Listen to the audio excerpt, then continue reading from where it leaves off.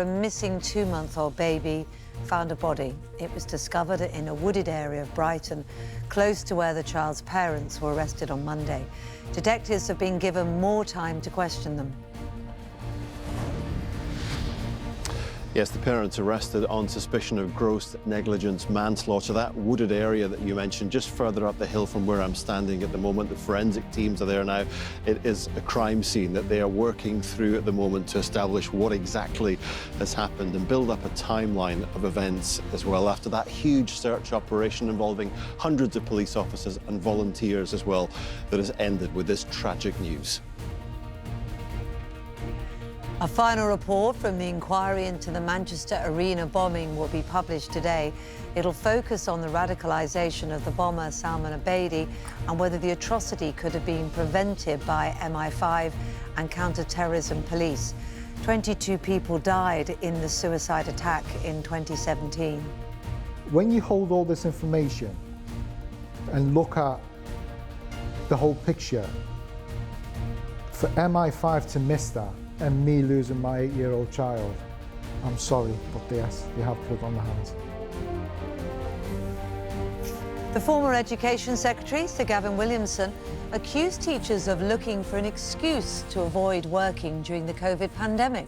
The comments were made in WhatsApp messages with Matt Hancock, which have been leaked to the Daily Telegraph. Those messages from Sir Gavin appear to be at odds with what he was saying in public to teachers, thanking them for their incredible work. He has tweeted that he was talking about teaching unions at the time, and he's got the utmost respect for teachers.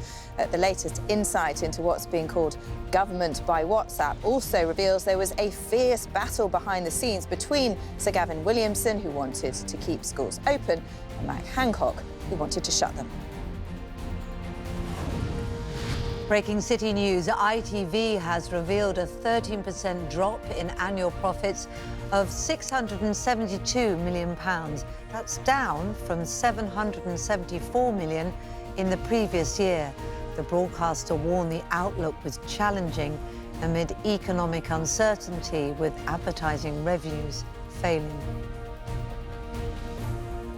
Grimsby Town have pulled off one of the biggest upsets in FA Cup history. The League Two side beat Premier League Southampton 2-1 to reach the quarter-finals of the competition for the first time in 84 years. Well, you could certainly describe what happened last night as one of football's David and Goliath moments, as more than 4,000 fans travelled all the way to Southampton with high hopes in their heart. Reportedly, Paul Hurst, the manager, apparently said to the team that they could lose 10-0, but the team certainly smashed that statement to smithereens. They now take on Brighton on Saturday. Kick-off is at 3 p.m, and fans will certainly be hoping for a fairy tale finish. Thank you very much indeed. I'm sure they're still thrilled this morning. That's it. You're up to date. Back to you. I'll tell you people who aren't thrilled this morning, and that is cat owners. Ooh. There has been fury. Furry? There's been furry. Furry fury? Furry fury.